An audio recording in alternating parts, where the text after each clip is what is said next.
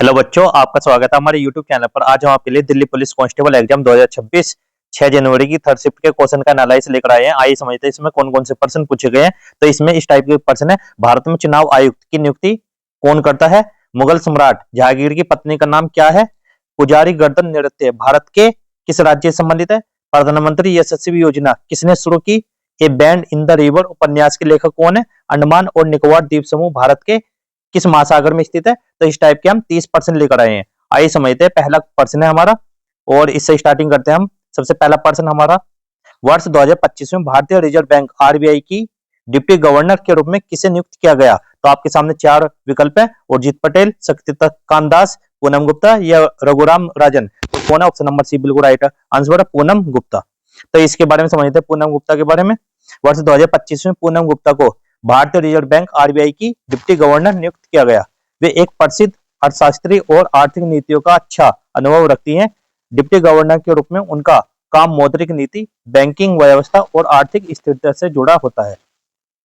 इससे अगला प्रश्न जो आपके एग्जाम में पूछा गया, भारत में चुनाव आयुक्त की नियुक्ति कौन करता है? प्रधानमंत्री, संसद, राष्ट्रपति, सर्वोच्च न्यायालय। तो कौन करता है? ऑप्शन नंबर सी राष्ट्रपति करता है। इसके बारे में समझते हैं। भारत में चुनाव आयुक्त की नियुक्ति राष्ट्रपति द्वारा की जाती है। यह नियुक्ति संविधान के अनुसार और केंद्र सरकार की सलाह पर होती है। चुनाव आयुक्त का कार्य स्वतंत्र और निष्पक्ष चुनाव कराना होता है। और इससे अगला प्रश्न जो आपके एग्जाम में पूछा गया, गरबा नृत्य मुख्य रूप से किस राज्य से संबंधित है? राजस्थान, गुजरात, महाराष्ट्र, पश्चिम बंगाल। तो यह ऑप्शन नंबर बी गुजरात से संबंधित है। ये बार बार क्वेश्चन पूछे जा रहा है। गरबा गरबा भारत का एक प्रसिद्ध लोक नृत्य जो गुजरात राज्य में किया जाता है। यह नृत्य खासतौर पर नवरात्रि के पर्व के दौरान होता है। गरबा में लोग गोल घेरा बनाकर नृत्य करते हैं और यह माँ दुर्गा शक्ति की आराधना का प्रतीक माना जाता है। इससे अगला प्रश्न जो आपके एग्जाम में पूछा गया, भारतीय राष्ट्रीय कांग्रेस की शुरुआत वर्ष 1885 में किस व्यक्ति द्वारा की गई थी? महात्मा गांधी, बाल गंगाधर तिलक, एओ ह्यूम, दादाभाई नौरोजी। तो किसने किया? ऑप्शन नंबर सी बिल्कुल राइट आंसर है, एओ ह्यूम। भारतीय राष्ट्रीय कांग्रेस की नींव 1885 में रखी गई थी। इस संगठन की स्थापना एक ब्रिटिश अधिकारी एओ ह्यूम ने की थी। कांग्रेस का मुख्य उद्देश्य था कि भारतीयों को राजनीतिक रूप से जागरूक किया जाए और उन्हें अपनी बात सरकार तक पहुंचाने के लिए एक साझा मंच मिले। कांग्रेस का पहला अधिवेशन मुंबई, आज की मुंबई में आयोजित किया गया था। इससे अगला प्रश्न है जो आपके एग्जाम में पूछा गया, मुगल सम्राट जहांगीर की पत्नी का नाम क्या था? योधाबाई, मुमताज महल, नूरजहां, जहार बेगम। तो ऑप्शन नंबर सी बिल्कुल राइट आंसर है, नूरजहां। मुगल बादशाह जहांगीर की सबसे प्रसिद्ध और प्रभावशाली पत्नी नूरजहां थी। उनका वास्तविक नाम मेहरू निशा था। नूरजहां ने शासन कार्यों में सक्रिय भूमिका निभाई और उनके नाम से सिक्के भी जारी किए गए। मुगल दरबारों में उनका प्रभाव बहुत अधिक था। जहांगीर की पत्नी का नाम क्या था? नूरजहां। इससे अगला प्रश्न जो पूछा गया आपके एग्जाम में, अंडमान निकोबार द्वीप समूह भारत के किस महासागर में स्थित है? अटलांटिक महासागर, प्रशांत महासागर, हिंद महासागर, आर्कटिक महासागर। तो ऑप्शन नंबर सी बिल्कुल राइट आंसर है, हिंद महासागर में स्थित है। अंडमान और निकोबार द्वीप समूह भारत के पूर्वी भाग में स्थित है। यह द्वीप हिंद महासागर के अंतर्गत आने वाले बंगाल की खाड़ी और अंडमान सागर के क्षेत्र में पाए जाते हैं। प्रशासनिक रूप से यह भारत का एक केंद्र शासित प्रदेश है। अंडमान और निकोबार द्वीप समूह हिंद महासागर में स्थित है। इससे अगला प्रश्न जो पूछा गया आपके एग्जाम में, मोहनजोदड़ो की खोज किसने की थी? Dayaram Sahni, Rakhaldas Banerjee, Alexander Cunningham, John Marshall. तो option number B Rakhaldas Banerjee ने की थी। मोहनजोदड़ो की खोज 1922 ईस्वी में राखलदास बनर्जी ने की थी। वे भारतीय पुरातत्व सर्वेक्षण से जुड़े हुए थे। उनकी खोज से सिंधु घाटी सभ्यता के उन्नत नगरों और जीवन शैली की जानकारी मिली। मोहनजोदड़ो की खोज किसने की? राखलदास बनर्जी ने की थी। इससे अगला प्रश्न जो आपके एग्जाम में पूछा गया, आईपीएल में सबसे अधिक बार खिताब किस टीम ने जीता? Kolkata night Riders, Chennai super Kings, Mumbai Indians और राजस्थान रॉयल्स। तो किसने जीता है? ये ऑप्शन नंबर सी बिल्कुल राइट आंसर है, क्या? मुंबई इंडियंस ने जीता है। आईपीएल इतिहास में चेन्नई सुपर किंग्स और मुंबई इंडियंस एमआई दोनों ने अब तक सबसे ज्यादा 5 बार आईपीएल ट्रॉफी जीती है। इसलिए ट्रॉफी जीतने के मामले में दोनों टीमें संयुक्त रूप से शीर्ष पर है।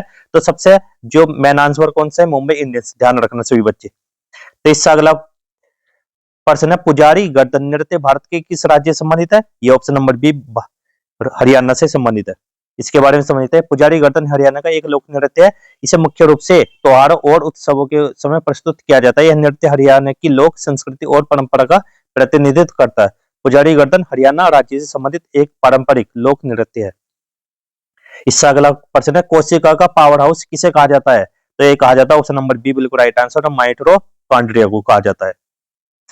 कोशिका में माइटोकॉन्ड्रिया को पावर हाउस इसलिए कहा जाता है क्योंकि यह ऊर्जा का मुख्य स्रोत है। माइटोकॉन्ड्रिया में खाद्य पदार्थों से ऊर्जा एटीपी का निर्माण होता है। यह ऊर्जा कोशिका की सभी गतिविधियों जैसे गति, विकास और वृद्धि के लिए जरूरी होता है।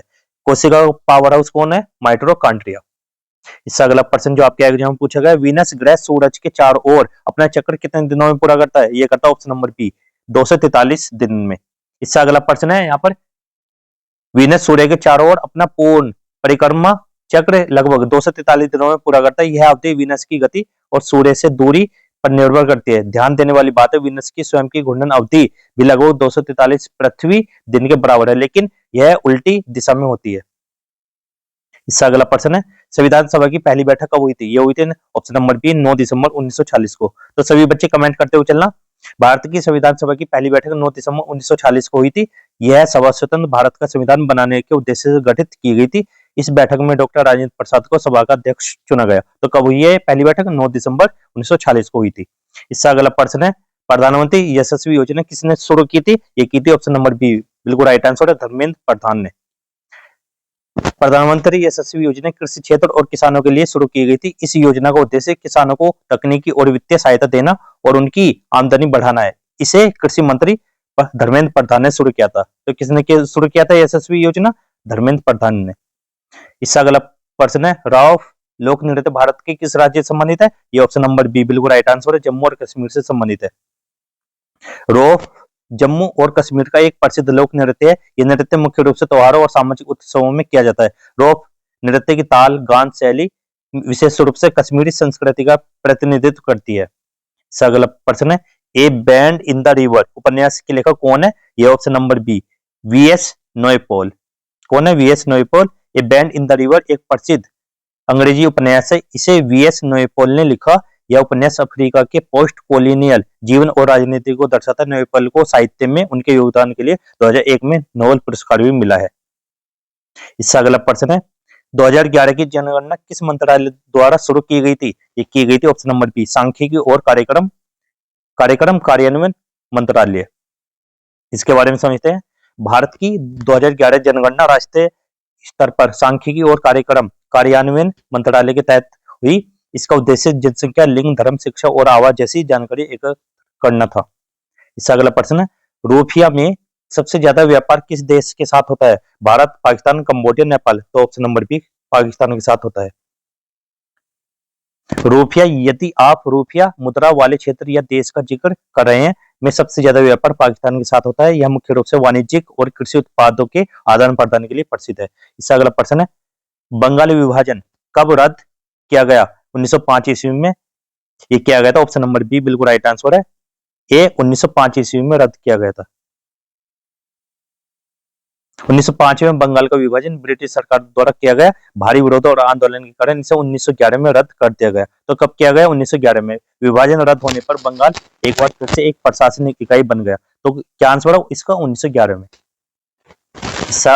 अगला प्रश्न जो आपके एग्जाम में पूछा गया, एनके सिंह किस संवैधानिक पद पर थे? तो ये थे ऑप्शन नंबर ए, बिल्कुल राइट आंसर है, सीएजी महालेखा परीक्षक। इनके बारे में समझते हैं। एनके सिंह भारत के महालेखा परीक्षक सीएजी रहे। इस पद पर उनका काम था सरकारी खर्च और वित्तीय प्रबंधन की समीक्षा करना। तो कौन से आर्टिकल में? सभी बच्चे कमेंट करके आंसर देना। यह 280 आर्टिकल में। इससे अगला क्वेश्चन है, गोल्डन गोल फुटबॉल से कब हटाया गया? 1992 में, 2004, 2000 में, 2010 में। तो ऑप्शन नंबर बी, 2004 में हटाया गया। गोल्डन गोल नियम के तहत ओवर टाइम में पहला गोल खेल को तुरंत समाप्त कर देता था। इसे 2004 में फीफा द्वारा हटा दिया गया क्योंकि यह खिलाड़ियों पर दबाव बढ़ाता था और खेल का संतुलन बिगाड़ता था।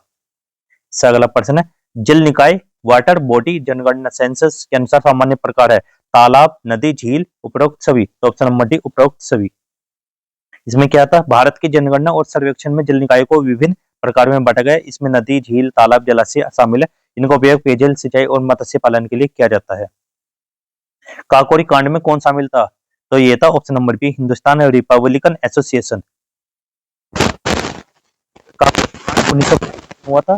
इसे हिंदुस्तान रिपब्लिकन एसोसिएशन एचआरए के क्रांतिकारी ने अंजाम किया। इस कांड में रेलवे को लूटकर ब्रिटिश सरकार के खिलाफ राजनीतिक विरोध दिखाए गए। प्रमुख सदस्य राजेंद्र लाहिड़ी, अशफाक उल्लाह खां, राम प्रसाद बिस्मिल आदि थे। इससे अगला प्रश्न, आरएनए में थायमिन किससे बदल जाता है? ये बदल जाता है यूरेसिल। तो ऑप्शन नंबर बी बिल्कुल राइट आंसर, यूरेसिल से बदल जाता है। डीएनए में थाइमिन टी पाया जाता है, आरएनए में थाइमिन की जगह यूरेसिल यू होता है। इसका मतलब है डीएनए एटीजीसी, आरएनए एयूजीसी। ये अंतर जीन अभिव्यक्ति और प्रोटीन संश्लेषण में होता है। आरएनए में थाइमिन की जगह क्या होता है? यूरेसिल होता है। और आज की वीडियो को यहीं पे समाप्त करते हैं। वीडियो अच्छी लगी तो वीडियो को लाइक करना, चैनल को सब्सक्राइब करना। मिलता है अगली वीडियो में, तब तक के लिए गुड बाय, जय हिंद, जय भारत।